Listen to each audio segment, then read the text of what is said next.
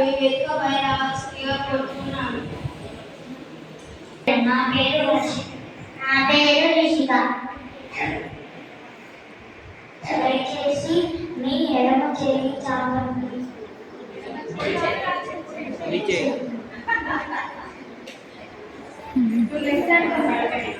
భారతదేశం నా మాతృభూమి. భారతీయులందరూ నా సహోదరులు. నేను నా దేశాన్ని ప్రేమిస్తున్నాను. సంపదమైన బహుళమైన నా దేశ వారసత్వ సంపద నాకు గర్వకారణం.